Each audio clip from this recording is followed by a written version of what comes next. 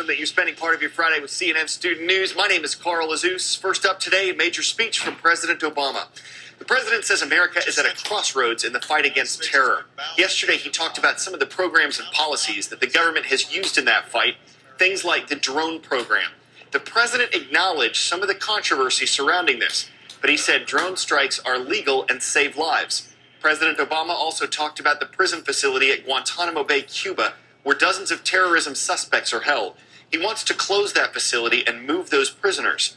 Some Republican leaders criticized the president's speech. They said his proposed changes don't have any clear benefits. One Republican congressman says the president is underestimating the threat that terrorists pose to America.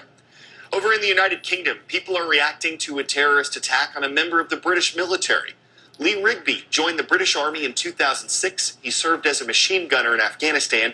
He was also a drummer in the military recruiting team. Rigby was attacked and killed near this military barracks on Wednesday.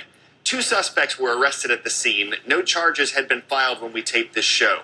Before police arrived, one of the suspects said, quote, "The only reasons we killed this man is because Muslims are dying daily." Prime Minister David Cameron said his country will never give in to terror or terrorism in any form. The British government considers this a terrorist attack.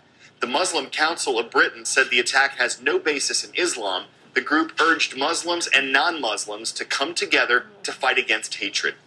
In Oklahoma, rain and winds are slowing things down, but recovery efforts are moving forward after Monday's tornado. You might wonder what you can do to protect yourself if this kind of storm shows up in the future. Dr. Sanjay Gupta has some suggestions. Very large winds today heading into Moore, Oklahoma. 13 minutes. That's the average lead time you'd have if a tornado was headed your way. There's obviously no completely safe option during a tornado. Your best bet is to get into the basement somewhere below ground level. But keep in mind that if you are there, you want to see what's on the floor above you as well. A refrigerator or a piece of heavy furniture could come crashing through the floor, so you want to be wary of that. Also, here in Moore, Oklahoma, there aren't a lot of basements. Studies have actually shown that there is another very good option. Take a look over here.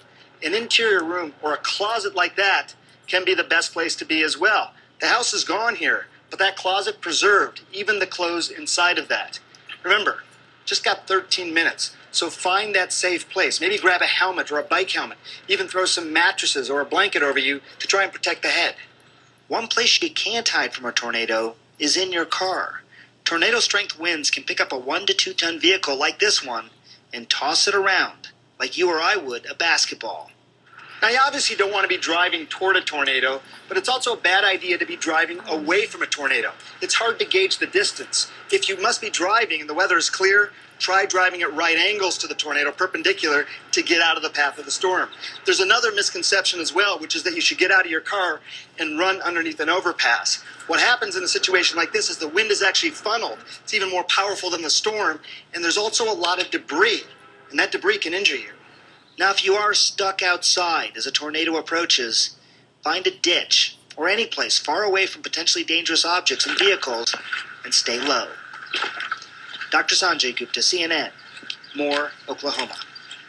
Updates for you now on 2 people we've featured on our show. The first one is someone you have mentioned,